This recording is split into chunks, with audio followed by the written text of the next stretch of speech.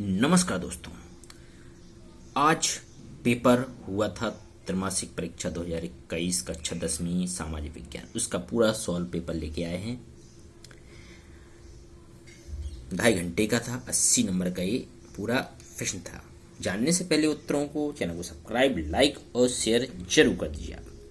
देखिए, पहला, ज्वरीय ऊर्जा निम्नलिखित में से किस प्रकार का संसाधन है? तो अजैव संसाधन भी मिलता है और मानवकृत भी मिलता है, तो अपन लगा सकते हैं इनको। निम्नलिखित में से किस प्रांत में छीड़ीदार या शौपानी खेती की जाती है? तो ये पहाड़ी क्षेत्रों में बहुत जगह पर ये खेती की जाती है। उत्तरांचल में की जाती है और पंजाब में भी इसका प्रचलन है। इनमें से किस राज्य में काली मृदा पाई जाती है? तो वो है आपका महाराष्ट्र। अगर मध्य प्रदेश पूछता तो इंदौर होता, अगर मध्य प्रदेश में जानकारी लेता तो मध्य प्रदेश में इंदौर।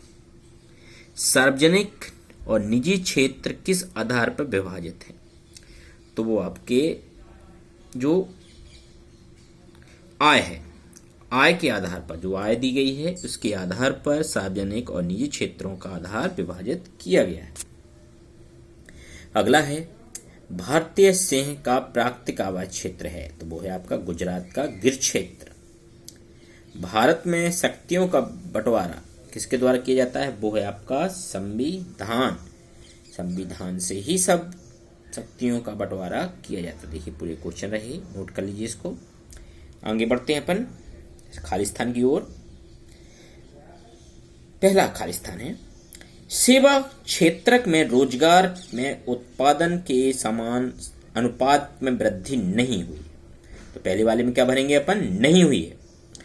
दूसरा क्वेश्चन है, डेट डेट डैश से शुरुआत की गई, तो उसमें भरना आपको तृतीय क्षेत्र भरेंगे अपन। क्या भरेंगे? तृतीय क्षेत्र। शोर नापने की इकाई आपकी डेसिबल है। डेसिबल में शोर को नापा जाता है। श्रीलंका में कौन सी भाषा बहुसंख्यक लोग बोलते हैं? तो सिंहली भी बोलते हैं और तमिल भी बोलते हैं, तो सिंहली भी सही है और तमिल। नेपोलियन बोनापार्ट के युद्ध में पराजित हुआ था, वो था आपका वाटरलू। कौन सा युद्ध था? वाटरलू। भारत में साक्षरता का प्रतिशत सबसे अधिक है, वो है आपका केरल।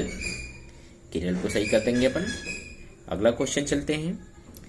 1789 की क्रांति के समय फ्रांस का राजा कौन था? तो लुई 16वें उस समय पे वहां के शासक थे।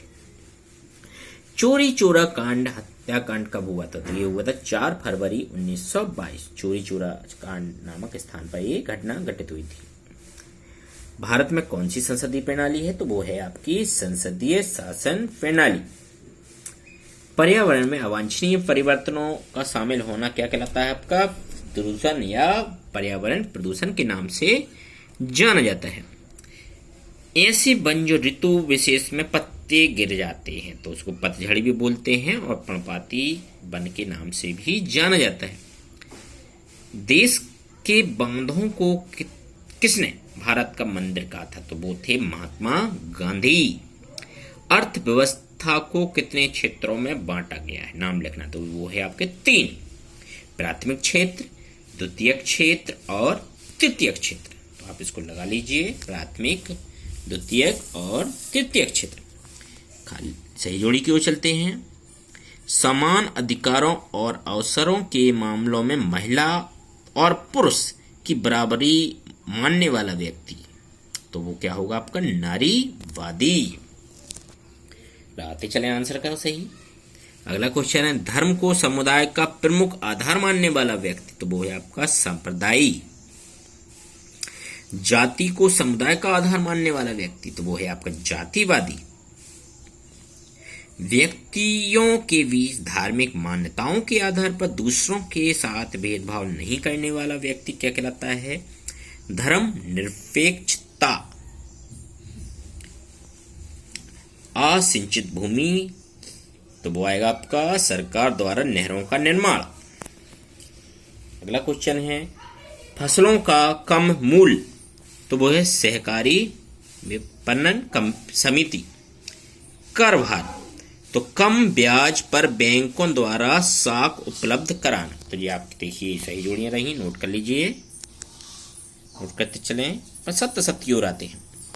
पहला क्वेश्चन देखते हैं, सत्य सत्य। पूरा क्वेश्चन देखिए, सत्य सत्य।